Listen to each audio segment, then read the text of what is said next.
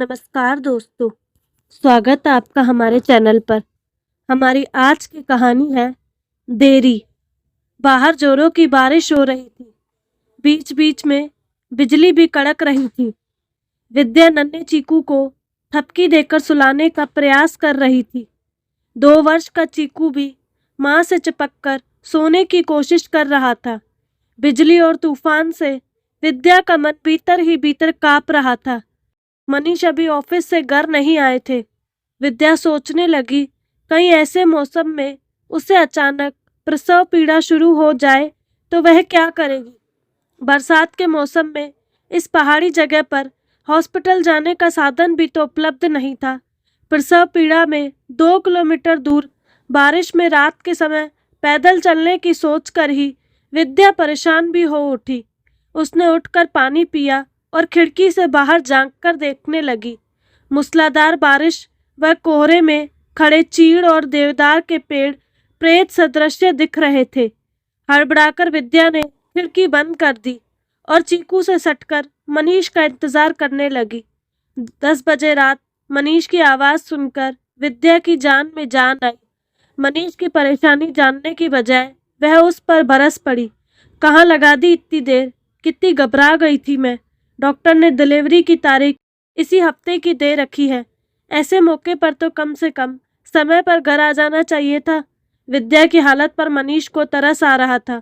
बिना कोई तर्क दिए गलती स्वीकार करते हुए मनीष बोले, ठीक है बाबा, माफ़ कर दो, अब ऐसी भूल नहीं होगी। बिस्तर पर लेटे हुए मनीष को विद्या की चिंता होने लगी। उसे समझ नहीं आ रहा था कि वह अकेले क्या करे। बिना प्रसव पीड़ा के अभी से विद्या को हॉस्पिटल में भर्ती भी तो नहीं किया जा सकता।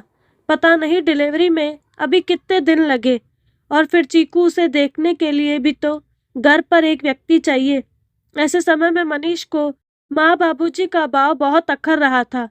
आज की परिस्थिति के लिए भगवान को धन्यवाद देकर वह सोने की कोशिश करने लगा। नींद उसकी आंखों से आज कोसों दूर थी। चीकू अपने ननिहाल में पैदा हुआ था। तब मनीष को पिता बनने में होने वाली परिस्थितियों का अनुभव नहीं था। इस बार भी विद्या डिलीवरी के लिए मायके जाने वाली थी। तभी अचानक बिन बुलाई मुसीबत के कारण विद्या को अपना पूर्व निर्धारित कार्यक्रम बदलना पड़ा।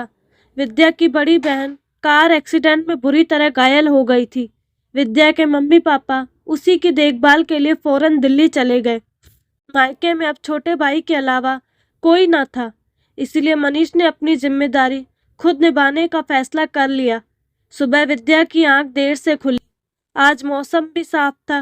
काम निपटाकर विद्या जो ही सुस्ताने के लिए कमरे में जाने लगी, बाहर नेपाली के साथ मनीष की मंजली दीदी हीना को देखकर चौंक गई। दीदी, आप अचानक यहाँ? घर पर सब ठीक तो है? सब ठीक है, तुम्हारे कारण यहाँ आना पड़ा। तुम लोग तो कुछ बताते नहीं हो। दूसरों से सुनकर दुख तो होता है, पर क्या करूँ, मन नहीं माना। चिंता हो रही थी, मनीष यह सब अकेले कैसे संभालेगा। कम से कम तुम तो मुझे बता सकती थी। आखिर रिश्ते नाते कब के लिए होते हैं। दीदी कमरे में प्रवेश करते हुए बोली। विद्या दीदी के पैर छूते हुए सफाई देने लगी। ऐसी बात नहीं थी। दरअसल मेरी बड़ी दीदी के एक्सीडेंट के कारण माँ दिल्ली चली गई। इसी में हालात बदल गए। ऐसी परिस्थिति में आपका तो मुझे ध्यान ही नहीं आया। विद्या जानती थी कि झूठ बोलकर वह दीदी को बहलाने का प्रयास कर रही थी। निसंतान हीना दीदी को ऐसे मौके पर बुलाकर वह उनके दिल की कसक को बढ़ाना नहीं चाहती थी।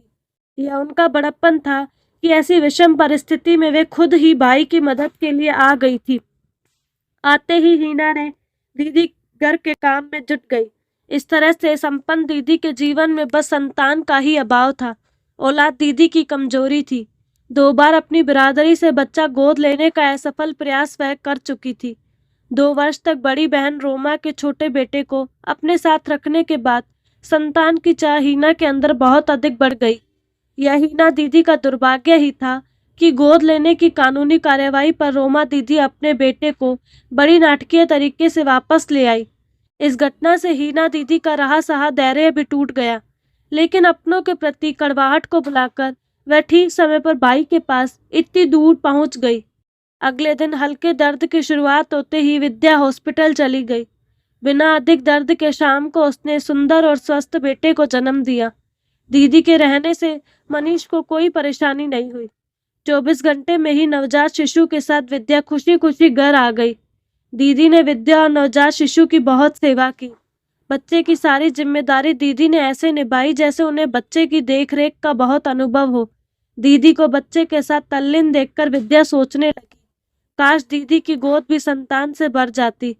1.5 हफ्ते तक घर और विद्या की पूरी देखभाल करके हीना दीदी वापस जाते हुए बोली, विद्या, ईश्वर की दया से सब कुछ ठीक हो गया। अब तुम अपनी देखभाल खुद कर सकती हो। अब तुम्हें मेरी जरूरत नहीं पड़ेगी। विद्या दीदी को कुछ दिन और रोकना चाहती थी, पर बोली कुछ नहीं। वह जानती थी, यहाँ और रुकेंगी दीदी तो छोटे का मोह उन्हें यहाँ से जाने नहीं देगा। बात का रुख मोड़कर विद्या बोली, दीदी, छोटे को अपनी पसंद का कोई नाम तो दे दीजिए। मेरी पसंद के नाम का क्या करोगी? नाम रखने का हक तो भगवान ने मुझे दिया ही नहीं। दीदी बुझे स्वर में बोली, आप कोई बच्चा गोद ले लीजिए ना, आपके जीवन में संतान की कमी पूरी हो जाएगी। किसका बच्चा गोद ले? किसी अनजान व्यक्ति का? ना बाबा ना, मुझसे यह न होगा, और अपनों के हाल तो तुम देख ही चुकी हो। दीदी मन की कड़वाहट को हंसकर उगलते हुए बोली। हीना दीदी को अच्छे मूड में देखकर विद्या की हिम्मत थोड़ी बढ़ गई। वह बोली, दीदी एक बार फिर कोशिश कीजिए, शायद बात बन जाए। दीदी एकाएक गंभीर हो गई, कुछ सोचकर बोली, ठीक है, कहो, तुम मुझे छोटे को गोद दे सकती हो। विद्या को दीदी से ऐसे प्रश्न की उम्मीद नहीं थी। उसका सिर चकरा गया। विद्या ने एक नजर छोटे पर और दूसरी दीदी पर डाली और सिर झुका लिया। एक गहरी सांस लेकर दीदी ने विद्या को अपराध बोध से उभारते हुए कहा, सलाह सब देते हैं, हिम्मत कोई नहीं जुटा पाता। सब अपने अपने नसीब की बात है। दीदी के शब्द विद्या के मानस पटल पर बड़ी देर तक गूंजते रहे। उनकी खातिर वह तीसरे बच्चे को जन्म देकर दीदी को दे सकती थी, पर छोटा नहीं, यह नहीं हो सकता। छोटे को अपने से अलग करने के लिए विद्या मानसिक रूप से तैयार नहीं थी। दिमाग से दीदी को बात को हटाने के लिए उसने छोटे के गालों पर चुंबन की जड़ी लगा दी। दीदी के चले जाने के कुछ दिन बाद दीदी की कही बात का जिक्र विद्या ने मनीष से किया। मनीष चौंक गए, तुमने यह सब मुझे पहले क्यों नहीं बताया? विद्या सफाई देते हुए बोली, बात तो दीदी ने साधारण ढंग से कही थी, गंभीर होकर नहीं, इसलिए मैंने उसे गंभीरता से नहीं लिया। मनीष कुछ सोच कर बोले, दीदी के मन में संतान की चाह बहुत गहरे भीतर तक जड़ें जमा चुकी है, नहीं तो वह अपने भाई की दूसरी संतान को गोद लेने की बात कभी स्वप्न में भी नहीं सोच सकती थी। मनीष को गंभीर देखकर विद्या बोली, आप चिंता ना कीजिए, यदि फिर वह कभी इस बात का जिक्र करेंगी तो तीसरा बच्चा पैदा करके उन्हें ही सौंप देंगे। तीसरे तक तो बहुत देर हो जाएगी विद्या, दीदी अब इतना सब न कर सकेंगी। इससे पहले कि वह कोई ऐसा वैसा कदम उठाए, हम छोटे को ही गोद देने के बारे में सोचना होगा। विद्या ने कहा, नहीं, मैं ऐसा नहीं कर सकती, मैं अपनी ममता का गला नहीं घोट सकती। विद्या तमक कर बोली, तुम्हारे पास तो ममता लुटाने के लिए चीकू है, वह अभी छोटा ही तो है। जरा सोचो दीदी पर क्या गुजरती होगी। दीदी हमसे बाहर तो है नहीं, आखिर छोटा रहेगा तो अपनों के पास ही। रोमा दीदी के बर्ताव से रिश्तों के प्रति उनके मन में जो कड़वाहट बढ़ गई है वह दूर हो जाएगी और वे सामान्य होकर जी सकेंगी। मनीष ने विद्या को समझाया, दीदी में कोई असामान्य बात तो मुझे नजर नहीं आई, वे तो बिल्कुल ठीक थी। विद्या भी किसी तरह इस मुद्दे पर हार मानने वाली न थी। बहस में न पड़कर मनीष चुप हो गया और खुद को छोटे को दीदी को गोद देने के लिए मानसिक रूप से तैयार करने लगे। दीदी के लिए मनीष को चिंतित देखकर विद्या सोचने लगी, हीना दीदी ने ठीक समय पर आकर परिवार की जो जिम्मेदारी निभाई वह तारीफ के योग्य थी। विद्या यदि बच्चा गोद लेने के लिए दीदी को न उकसाती तो वह छोटे का जिक्र भी कभी न करती। दीदी का दुख विद्या भी महसूस कर रही थी।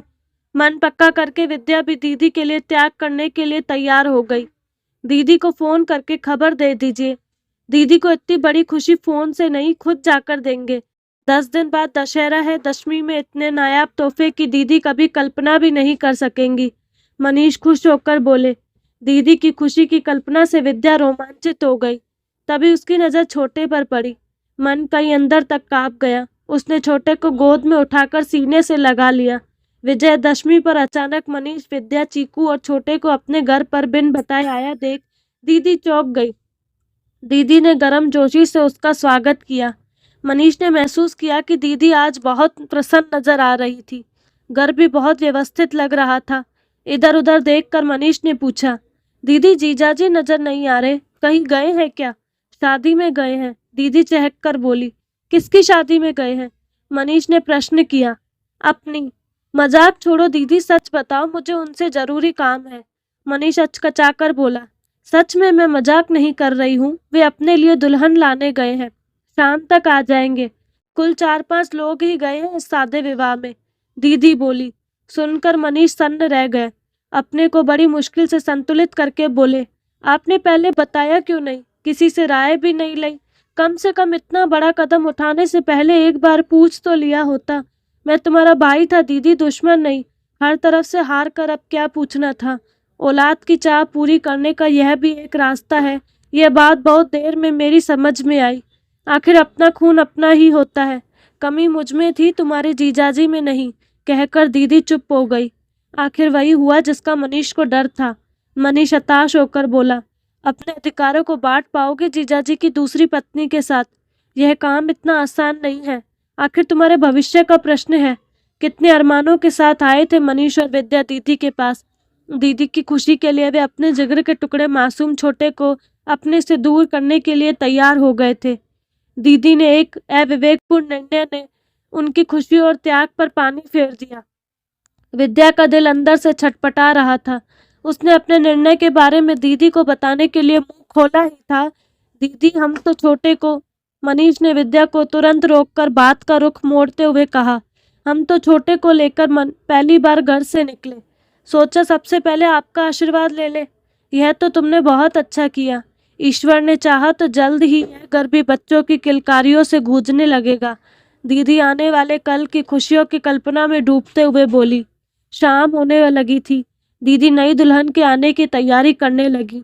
मनीष के लिए अब और ठहरना मुश्किल हो रहा था। भविष्य की समस्याओं से अनजान संतान की खातिर दीदी ने अपना सब कुछ दांव पर लगा दिया था। अच्छा, अब चलते हैं, फिर कभी आऊँगा, कहकर मनीष ने सूटकेस उठा लिया। विद्या छोटे को गोद में लिए चीकू के साथ दरवाजे की ओर बढ़ी। दीदी ने रोकना चाहा पर मनीष रुका नहीं। भारी कदमों से चलते मनीष अपने को ही दीदी का दोषी मान रहा था। काश उन्होंने निर्णय लेने में देर न की होती। तो दोस्तों, कैसी लगी आपको कहानी? अपनी राय कमेंट बॉक्स में ज़रूर दीजिएगा। साथ ही हमारे चैनल को लाइक, शेयर एंड सब्सक्राइब करना ना भूलें। धन्यवाद।